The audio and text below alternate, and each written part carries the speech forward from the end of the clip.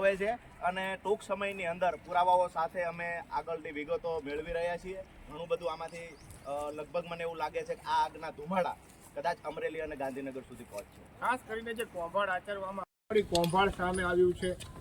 ગઈકાલે 5 માર્ચના રોજ અહીંયા થાનગઢ ખાતે જે એફસીઆઈના ગોડાઉનો છે, એફસીઆઈના ગોડાઉનની અંદર જે મગફળી ટેકાના ભાવે ખરીદેલી હતી એમાં આગ લાગી છે.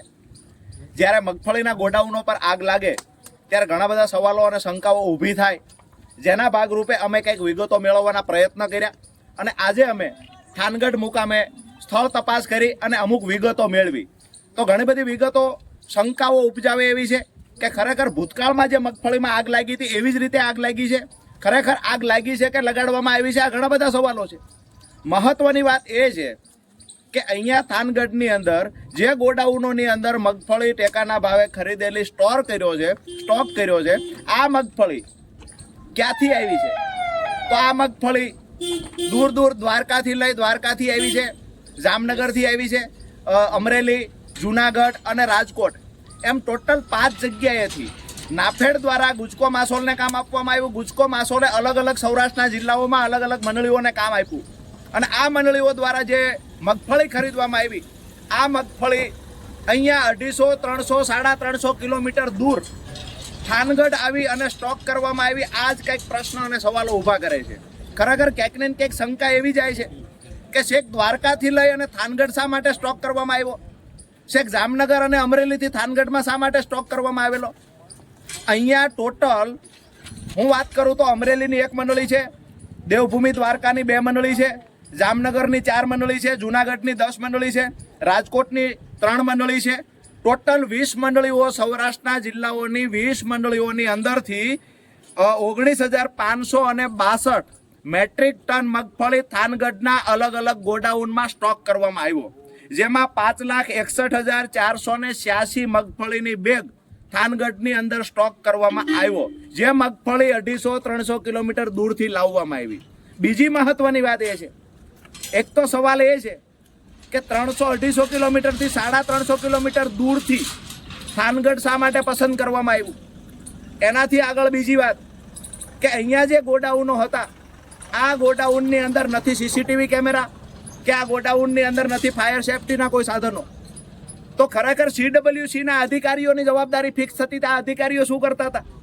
કોને મંજૂરી આપી? નિયમ મુજબ સીસીટીવી કેમેરા હોવા જોઈએ, તો કોને મંજૂરી આપી અહીંયા સ્ટોક કરવા માટેથી? એટલે ક્યાંક ને ક્યાંક સીસીટીવી કેમેરા નહોતા, ફાયર સેફટીના સાધનો નહોતા, 350 કિલોમીટર દૂરથી થાન પસંદ કરીને અહીંયા મગફળીનો સ્ટોક કરવામાં આવ્યો. એનાથી પણ હજુ શંકા ઉપજાવે એવી વાત છે કે હાઈ ટેન્શન લાઈન જ્યાંથી પસાર થાય છે એની નીચે ગોડાઉનની મંજૂરી જ ના મળે. તો હાઈ ટેન્શન લાઈનની નીચે ગોડાઉન કોને બનાવ્યું? અમને લાગે છે કે આ ગોડાઉન જ નિયમોની વિરુદ્ધ બનેલું છે. ક્યાંક ને ક્યાંક આ ગોડાઉનને જાણી જોઈ અને પસંદ કરવામાં આવ્યું હોય આવું અમને લાગે છે. એની સાથે જે ખેડૂતોએ વારંવાર આક્ષેપો કર્યા છે કે સૌરાષ્ટ્રની અંદર રાજસ્થાનમાં જે સસ્તા ભાવે મગફળી મળતી હતી, આ મગફળી લાવી અને ટેકાના ભાવે બોગસ રજીસ્ટ્રેશનો ખેડૂતોના કરાવીને ઘુસાડવામાં આવી છે. હું દાવા સાથે કહું છું કે 20%થી વધારે આવી મગફળીઓ ઘુસાડવામાં આવી છે. આ અમારા આક્ષેપ છે. જો ખરેખર પ્રમાણિકતા હોય તો અમે નમ્ર વિનંતી તંત્રને, ગુજકો માસોલને કરીએ છીએ, તમે જે મંડળીઓને કામ આપ્યું છે એ મંડળીઓએ ક્યાંક ને ક્યાંક આવા કામ કર્યા હોય. આવી ખેડૂતોના વારંવાર આક્ષેપો થયા છે. જે રાજસ્થાનમાં મગફળી મળતી એ 17,000ની ખાંડી મળતી હતી, અહીંયા પહોંચતી થતી 17,000. જ્યારે ટેકાના ભાવે વેચાણ કરવા જાઓ તો 27,000 રૂપિયા, એટલે કે પ્રતિ મણે 500 રૂપિયાનો ભાવ ફેર મળતો હતો.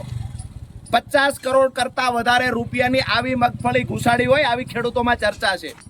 તો ક્યાંક ને ક્યાંક જે જુદા જુદા ગોડાઉનો છે, આ ગોડાઉનોની અંદર તપાસ થવી જોઈએ. ખરેખર ખેડૂતોની મગફળી ગુજરાતના ખેડૂતોની છે કે રાજસ્થાનના ખેડૂતોની છે?